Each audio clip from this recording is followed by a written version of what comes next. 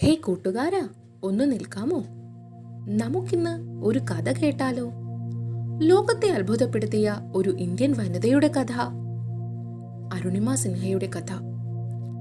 ഉത്തർപ്രദേശിലെ ഒരു ചെറു ഗ്രാമത്തിലായിരുന്നു അവൾ ജനിച്ചത്. ഒരു നാഷണൽ ലെവൽ വോളിബോൾ പ്ലെയർ ആയിരുന്നു ആ പെൺകുട്ടി.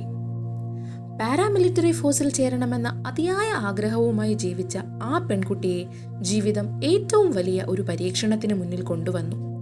2011 ഏപ്രിൽ 11 അത് നടന്നത്.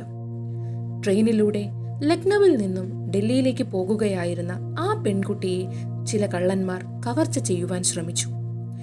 ധൈര്യസമേതം ആ പെൺകുട്ടി അതിനെ നേരിട്ടുവെങ്കിലും അപ്രതീക്ഷിതമായി അവരിലൊരാൾ അവളെ റെയിൽ പാളത്തിലേക്ക് തള്ളിയിട്ടു. എതിർദിശയിലൂടെ വന്ന ട്രെയിൻ തൽക്ഷണം അവളുടെ കാലിലൂടെ കടന്നുപോയി. ജീവിതം മാറിമറിഞ്ഞ നിമിഷം. ഒട്ടനവധി പരിക്കുകളുമായി ഹോസ്പിറ്റലിൽ അഡ്മിറ്റായ അവളെ പലരും സഹതാപത്താൽ നോക്കിക്കണ്ടു. പക്ഷേ തോറ്റുകൊടുക്കുവാൻ അവൾ തയ്യാറായിരുന്നില്ല.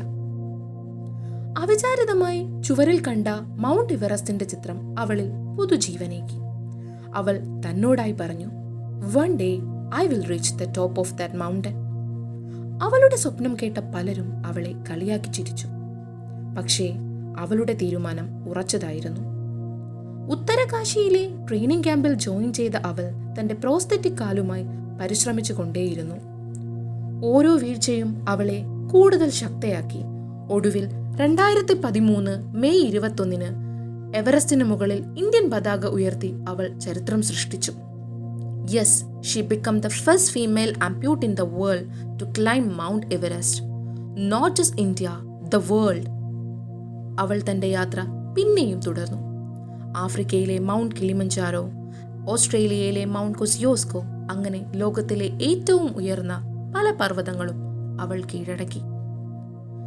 ജീവിതം നമ്മളിൽ നിന്ന് ചിലപ്പോൾ പലതും തിരിച്ചെടുത്തേക്കാം. പക്ഷേ അരുണിമ സിൻഹയെ പോലെ അചഞ്ചലമായ മനസ്സ് നമുക്കുണ്ടെങ്കിൽ വിജയം നമ്മെ തീർച്ചയായും തേടി വരിക തന്നെ ചെയ്യും. കൂട്ടുകാരാ, നീ വീണാലും എഴുന്നേൽക്കുക. കാരണം തോറ്റുകൊടുക്കുവാൻ തയ്യാറാകാത്തവരാണ് ചരിത്രം സൃഷ്ടിച്ചിട്ടുള്ളത്.